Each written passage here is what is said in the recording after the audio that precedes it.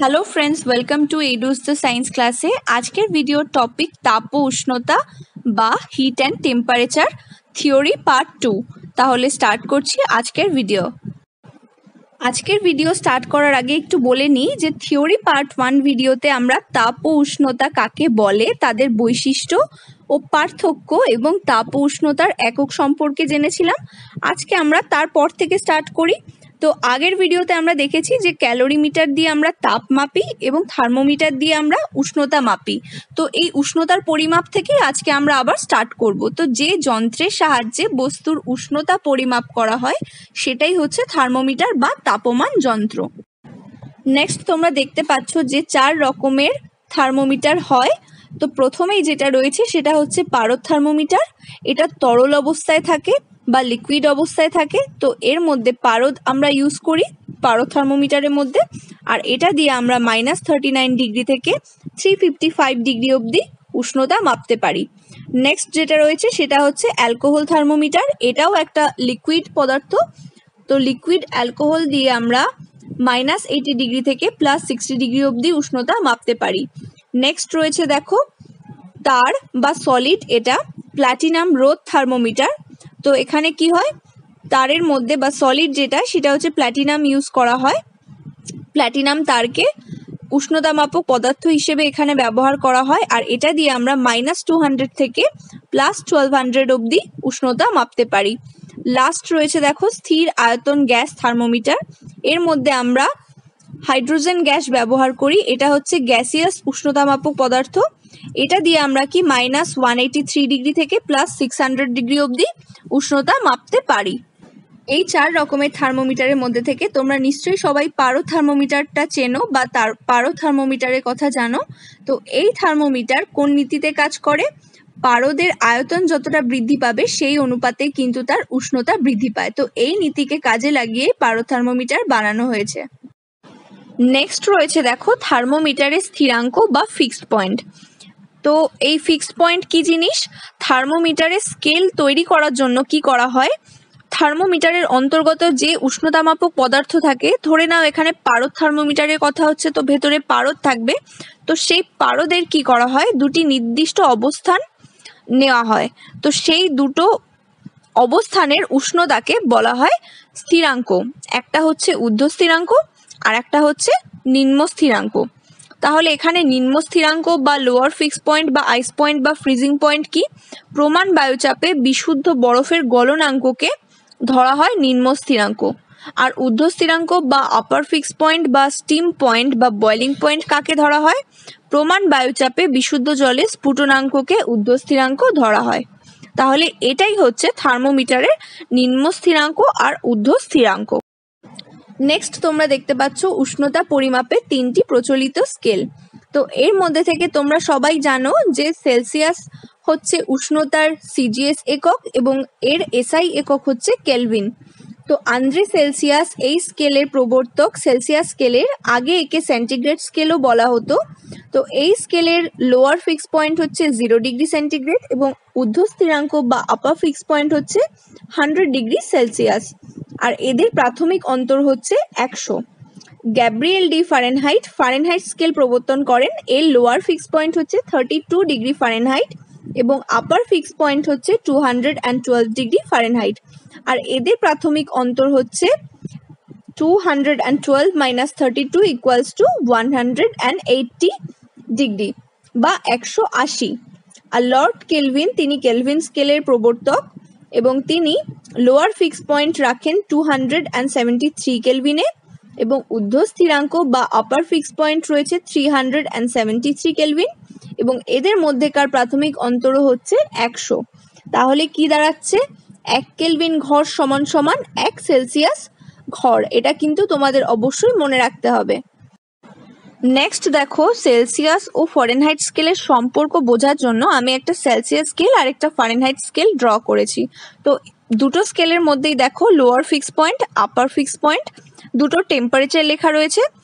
তো সেলসিয়াসে কি লিখেছি, লোয়ার ফিক্স পয়েন্টে 0 আর আপার ফিক্স পয়েন্টে 100, আর ফারেনহাইটে সেম, লোয়ার ফিক্স পয়েন্টে 32 আর আপার ফিক্স পয়েন্টে 212। আর এদের মাঝামাঝি একটা ফিক্সড টেম্পারেচারকে দেখো আমি এখানে সেলসিয়াস দিয়ে ইন্ডিকেট করেছি, আর ফারেনহাইট স্কেলে ফারেনহাইট দিয়ে ইন্ডিকেট করেছি। তো আগেই আমরা কি দেখেছিলাম যে সেলসিয়াস আর কেলভিন স্কেলের প্রাথমিক অন্তর যেহেতু সমান, তো সেলসিয়াস স্কেলের 1 ঘর সমান সমান কেলভিন স্কেলের 1 ঘর হচ্ছিল, কিন্তু এই ক্ষেত্রে দুজনের প্রাথমিক অন্তর আলাদা, তাই জন্য কি হবে সেলসিয়াস স্কেলের 100 ঘর সমান সমান ফারেনহাইট স্কেলের 180 ঘর। তাহলে সেলসিয়াস স্কেলের 1 ঘর সমান সমান ফারেনহাইট স্কেলের কত ঘর হবে? ঐকিক নিয়ম লাগিয়ে দিতে হবে একদম, 180/100 ঘর।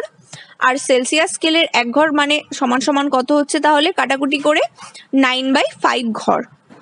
আর আগেই দেখো আমি আরেকটা নির্দিষ্ট বা ফিক্সড টেম্পারেচারে সেলসিয়াস স্কেলে আমি মার্ক করেছি সি, আর ফারেনহাইট স্কেলে আমি সেই সেম উষ্ণতাকে মার্ক করেছি এফ দিয়ে। তাহলে কি দাঁড়াচ্ছে সেলসিয়াস স্কেলের C-0 ঘর বা সি ঘর ইকুয়ালস টু সমান সমান কি দাঁড়াচ্ছে ফারেনহাইট স্কেলের F-32 ঘর। তাহলে সেলসিয়াস স্কেলের সি ঘর ইকুয়ালস টু প্রাথমিক অন্তরের কত ভাগ হবে? C/100, যেহেতু এর টোটাল ডিফারেন্স রয়েছে 100 লোয়ার আর আপারের। আর ফারেনহাইট স্কেলের F-32 ঘর প্রাথমিক অন্তরের কত ভাগ হবে? ডিভাইড করব কত দিয়ে আমরা, যেহেতু এর আপার আর লোয়ার ফিক্স পয়েন্টের ডিফারেন্স হচ্ছে 180, তাহলে এটা হবে কত F-32/180 ভাগ। তাহলে কি দাঁড়াচ্ছে দেখো, এই দুটো টেম্পারেচার যেহেতু একই, তাহলে আমি এই দুটোকে এক বলতে পারি। তার মানে কি C/100 ইকুয়ালস টু F-32/180। আর এটাকে কাটাকুটি করলে কি দাঁড়ায় আলটিমেটলি 100 আর 180কে আগেই আমরা কাটাকাটি করে দেখেছি, 9/5 হচ্ছিল ওপরে, তো এখানে কি হবে C/5 ইকুয়ালস টু F-32/9। তাহলে এটাই হচ্ছে সেলসিয়াস ও ফারেনহাইট স্কেলের সম্পর্ক। নেক্সট রয়েছে দেখো তাপের পরিমাণ নির্ণায়ক বিষয়সমূহ। তার মানে কি কোনো বস্তুর তাপের পরিমাণ কি কি বিষয়ের ওপর নির্ভর করে। তো 1 নম্বর পয়েন্ট রয়েছে দেখো বস্তুর ভরের ওপর নির্ভরশীলতা। তো একই পরিমাণ উষ্ণতা বৃদ্ধি বা হ্রাসের জন্য একই পদার্থের বিভিন্ন ভরের বস্তু বিভিন্ন পরিমাণ তাপ গ্রহণ কিংবা বর্জন করে। এই গৃহীত বা বর্জিত তাপ বস্তুর ভরের সমানুপাতিক। তার মানে কি একই বস্তু ধরো একটা কম পরিমাণে রয়েছে, একটা বস্তু বেশি পরিমাণে রয়েছে, তো সেই কম বস্তুর উষ্ণতা বাড়াতে কম পরিমাণ তাপ লাগবে, সেই একই পরিমাণ উষ্ণতা বেশি বস্তুর ক্ষেত্রে বাড়াতে গেলে বেশি পরিমাণ তাপ লাগবে। তো বস্তুর তাপ কি হয় ভরের ওপর সরাসরি নির্ভরশীল বা সমানুপাতিক। সেকেন্ড পয়েন্ট উষ্ণতার ওপর নির্ভরশীলতা। তো কি নির্দিষ্ট ভরের কোনো বস্তু কর্তৃক গৃহীত বা বর্জিত তাপ উষ্ণতা বৃদ্ধি বা হ্রাসের সমানুপাতিক। তাহলে কি দাঁড়াচ্ছে বস্তুর উষ্ণতার ওপরও তার তাপের পরিমাণ নির্ভর করে। উষ্ণতা বাড়লে তাপ বাড়বে, উষ্ণতা হ্রাস করলে তাপও কমবে। থার্ড নম্বর রয়েছে দেখো বস্তুর প্রকৃতির ওপর নির্ভরশীলতা। তো কোনো বস্তু কর্তৃক গৃহীত বা বর্জিত তাপের পরিমাণ শুধু বস্তুর ভর বা উষ্ণতার পার্থক্য ছাড়াও আরও একটি বিশেষ ধর্ম অর্থাৎ বস্তুটি যে প্রকৃতির তৈরি তার ওপরেও নির্ভর করে। তার মানে পদার্থের এই বিশেষ ধর্মকে তার আপেক্ষিক তাপ বলে। দেখো আরও একটা নতুন টার্ম চলে এলো আপেক্ষিক তাপ। তো আপেক্ষিক তাপ কাকে বলে এটা আমরা নেক্সট স্লাইডে দেখব। তো এটার উদাহরণ ধরো কিরকম, যেমন ধরো একই ভরের জল আর দুধ দুরকম পাত্রে নিয়ে একই উনুনের উপর একই হারে আমি তাপ প্রদান করলাম, তাহলে দেখা যাবে যে জলের চেয়ে দুধের উষ্ণতা বেশি বৃদ্ধি পায়। তো এই ডিফারেন্সটাই হচ্ছে তাদের বস্তুর প্রকৃতির জন্য হচ্ছে। তো এই জিনিসটাকেই আপেক্ষিক তাপ বলে। আমরা নেক্সট স্লাইডে আরও ভালো করে আপেক্ষিক তাপের ব্যাপারে জানবো। তাহলে আপেক্ষিক তাপ বা স্পেসিফিক হিট কাকে বলে? কোনো পদার্থের একক ভরের উষ্ণতায় 1 ডিগ্রি বৃদ্ধি করতে যে পরিমাণ তাপের প্রয়োজন হয় তাকে ওই পদার্থের আপেক্ষিক তাপ বলে। ধরো একটা উদাহরণ দিই, আমরা রোদ্দুরে যদি দুটো আলাদা আলাদা পদার্থ একই সময় ধরে রেখে দিই তো কোনোটা বেশি গরম হয় কোনোটা কম গরম হয়। তো এটাই হচ্ছে আপেক্ষিক তাপের একটা এক্সাম্পল। তাহলে সিজিএস পদ্ধতিতে আপেক্ষিক তাপের সংজ্ঞা কিরকম দাঁড়াবে? 1 গ্রাম ভরের কোনো পদার্থের উষ্ণতা 1 ডিগ্রি সেলসিয়াস বাড়াতে যত ক্যালোরি তাপের প্রয়োজন হয় তাকে ওই পদার্থের আপেক্ষিক তাপ বলে। এই পদ্ধতিতে আপেক্ষিক তাপের একক কি হবে? ক্যালোরি প্রতি গ্রাম প্রতি ডিগ্রি সেলসিয়াস। আর এসআই পদ্ধতিতে আপেক্ষিক তাপের সংজ্ঞা কিরকম দাঁড়াবে? 1 কিলোগ্রাম ভরের কোনো পদার্থের উষ্ণতা 1 কেলভিন বা 1 ডিগ্রি সেলসিয়াস বৃদ্ধি করতে যে পরিমাণ তাপশক্তির প্রয়োজন তাকে ওই পদার্থের আপেক্ষিক তাপ বলে। তো এই পদ্ধতিতে আপেক্ষিক তাপের একক কি দাঁড়াবে? জুল পার কেজি কেলভিন বা ডিগ্রি সেলসিয়াস। নেক্সট রয়েছে দেখো ক্যালোরিমিতির মূলনীতি বা প্রিন্সিপাল অফ ক্যালোরিমেট্রি। তো এই নীতিতে কি বলছে, ধরো দুটো ভিন্ন উষ্ণতার বস্তু আমরা পরস্পর সংস্পর্শে রাখলাম, তো কি হবে, উষ্ণ বস্তু যে পরিমাণ তাপ বর্জন করবে সেই পরিমাণ তাপ শীতল বস্তু গ্রহণ করবে। কতক্ষণ চলবে এই বর্জন আর গ্রহণ তাপের? যতক্ষণ না তারা তাপীয় সাম্যাবস্থায় চলে আসবে। তাহলে এই নীতির মূল বক্তব্য কি? উষ্ণ বস্তু কর্তৃক বর্জিত তাপ সমান সমান শীতল বস্তু কর্তৃক গৃহীত তাপ। তবে এই নীতি কখন প্রযোজ্য হবে তার জন্য কিন্তু দুটো শর্ত রয়েছে। তো দেখো, প্রথম শর্ত হলো তাপের আদান প্রদান শুধু দুটি বস্তুর মধ্যেই সীমাবদ্ধ থাকবে। দ্বিতীয় শর্ত, বস্তু দুটির মধ্যে কোনো রাসায়নিক বিক্রিয়া হলে চলবে না, কারণ রাসায়নিক বিক্রিয়ায় তাপের উদ্ভব বা শোষণ হয়। আচ্ছা, একটু আগে আমরা কি দেখলাম? বস্তুর তাপ কি কি বিষয়ের উপর নির্ভরশীল? বস্তুর ভরের সঙ্গে সমানুপাতিক, বস্তুর উষ্ণতার সঙ্গে সমানুপাতিক, আর বস্তুর প্রকৃতি বা আপেক্ষিক তাপের উপর নির্ভরশীল। তাহলে আমরা গৃহীত বা বর্জিত তাপের পরিমাণ কিভাবে ক্যালকুলেট করতে পারি? তাহলে বর্জিত বা গৃহীত তাপকে যদি আমরা H লিখি তাহলে সেটা কি দাঁড়াবে? তাপ সমান সমান বস্তুর ভর ইন্টু বস্তুর উষ্ণতা ইন্টু বস্তুর আপেক্ষিক তাপ।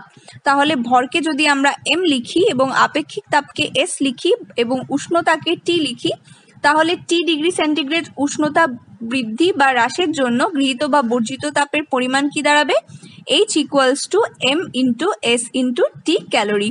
এটা কিন্তু সিজিএস পদ্ধতিতে এর একক হচ্ছে ক্যালোরি। তো এটাই যদি আমরা এসআই পদ্ধতিতে বলি তাহলে কি দাঁড়াবে? M কেজি বস্তুর টি কেলভিন উষ্ণতা বৃদ্ধি বা হ্রাসের জন্য গৃহীত বা বর্জিত তাপ কত হবে? সেম MST, আর এর একক কি হবে? জুল। এর পরে রয়েছে তাপগ্রাহিতা বা তাপধারকত্ব বা থার্মাল ক্যাপাসিটি। তো তাপগ্রাহিতা বা তাপধারকত্ব বা থার্মাল ক্যাপাসিটি কি? কোনো বস্তুর উষ্ণতা 1 কেলভিন বা 1 ডিগ্রি সেলসিয়াস বৃদ্ধির জন্য যে পরিমাণ তাপের প্রয়োজন তাকে ওই বস্তুর তাপগ্রাহিতা বা তাপধারকত্ব বলে। তাহলে বস্তুর তাপগ্রাহিতা মানে কি দাঁড়াচ্ছে? বস্তুর ভর ইন্টু আপেক্ষিক তাপ। সিজিএস পদ্ধতিতে বস্তুর তাপগ্রাহিতা তাহলে কি হবে? C equals to M into S calorie per degree Celsius. তো বস্তুর ভর যেখানে কিনা হচ্ছে M গ্রাম এবং আপেক্ষিক তাপ হচ্ছে S calorie per gram per degree Celsius. তো দেখো এখানে গ্রাম আর গ্রাম কাটাকুটি হয়ে তাপগ্রাহিতার ইউনিট দাঁড়াচ্ছে ক্যালোরি পার ডিগ্রি সেলসিয়াস। তেমনভাবেই এসআই পদ্ধতিতে বস্তুর তাপগ্রাহিতাও same, C equals to M into S joule per kelvin. এখানে দেখো বস্তুর ভর হচ্ছে M কেজি এবং আপেক্ষিক তাপ দাঁড়াচ্ছে S joule per kg kelvin. এখানেও কেজি কেজি কেটে তাপগ্রাহিতার ইউনিট দাঁড়াচ্ছে MS joule per kelvin. Next রয়েছে জলসম বা water equivalent of a body. তো জলসম কাকে বলে? কোনো বস্তুর উষ্ণতা 1 কেলভিন বা 1 ডিগ্রি সেলসিয়াস বৃদ্ধির জন্য যে পরিমাণ তাপ লাগে সেই পরিমাণ তাপ দিয়ে যত পরিমাণ জলের উষ্ণতা 1 কেলভিন বা 1 ডিগ্রি সেলসিয়াস বৃদ্ধি করা যায় সেই পরিমাণ জলকেই ওই বস্তুর জলসম বলে। সিজিএস পদ্ধতিতে বস্তুর জলসম বা W equals to MS gram, আর এসআই পদ্ধতিতে বস্তুর জলসম W equals to MS by 4200 kg. তো দেখো এখানে আমরা গ্রাম আর কেজি কেন লিখলাম? কারণ বস্তুর তাপগ্রাহিতা মানে কিছু পরিমাণ তাপকে বোঝায়, আর বস্তুর জলসম বলতে কিছু পরিমাণ জলকে বোঝায়। তাই জলসমের একক কি দাঁড়াচ্ছে? ভরের এককই দাঁড়াচ্ছে গ্রাম আর কেজি। আজকের ভিডিও এখানেই শেষ করছি। কেমন লাগলো অবশ্যই কমেন্ট করে জানিও এবং সাবস্ক্রাইব করো আমাদের চ্যানেলকে। Thank you for watching us.